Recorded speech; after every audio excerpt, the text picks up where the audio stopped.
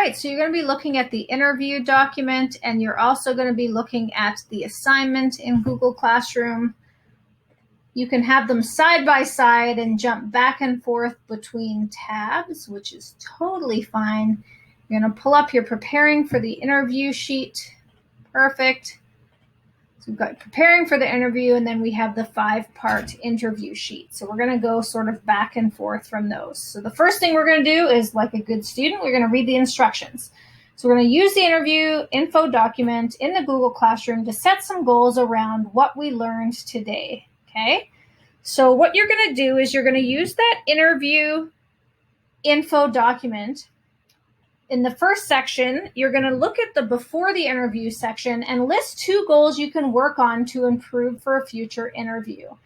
So you're going to read this section. Some of the things that it suggests before an interview is do your homework, find out as much as you can about the organization, do an internet search, find out what the company provides, find the culture, long-term goals, talk with current employees, okay?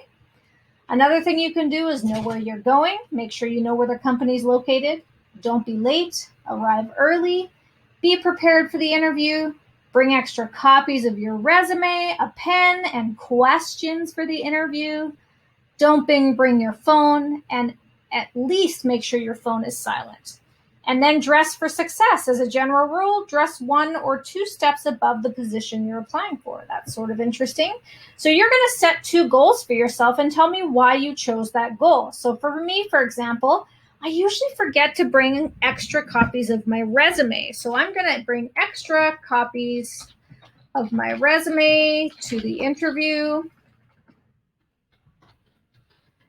just in case I want to refer to something I have done in the past. So having it there will help remind you of what's in your resume. So when you get nervous, you won't freak out. You've got that paper in there with you, and also bring a pen. Okay. So choose 1 or 2.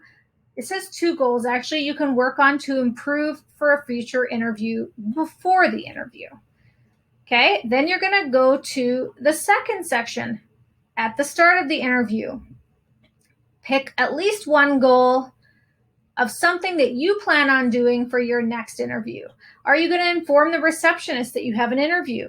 Are you going to look at them in the eyes, shake their hand firmly, and introduce yourself? Smile and be confident. Maybe sometimes you forget to smile when you're connecting with people. Okay?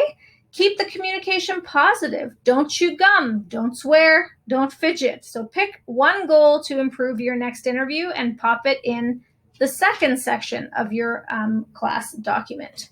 Okay, the third section is the middle. So pick 2 things to work on from the middle section, and then go back and put those goals in there and tell me why you chose them.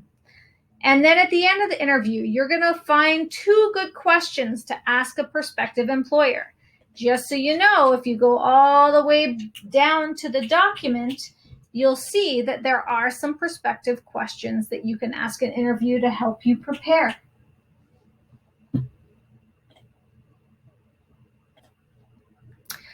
All right, so the next section is where you are going to practice answering interview questions.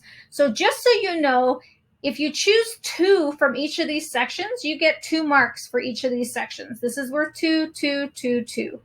When you get to the common interview section, you're going to practice answering questions before an interview, and it will keep you calm, cool, and collected during the interview. So that's why we're doing this.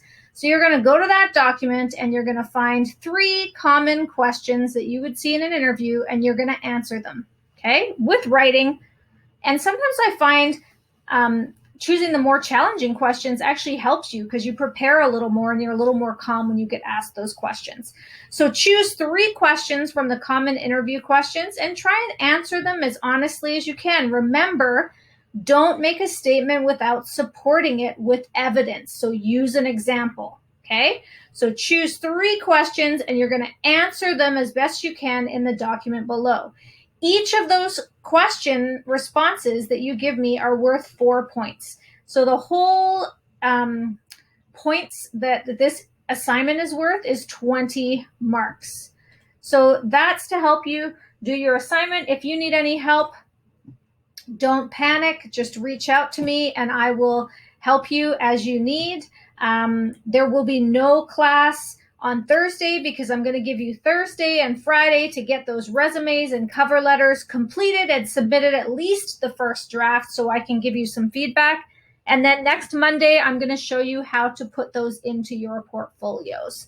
So we're going to stop the class there. You've got to work on this preparing for an interview assignment today, and then work on your cover letter and resume for Thursday's class. We won't have a radio class on Thursday.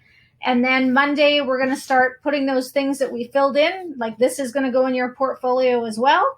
And then we're going to move on to workplace health and safety. So have a great day, and I will see you guys in class through the radio or through Google Classroom on Monday.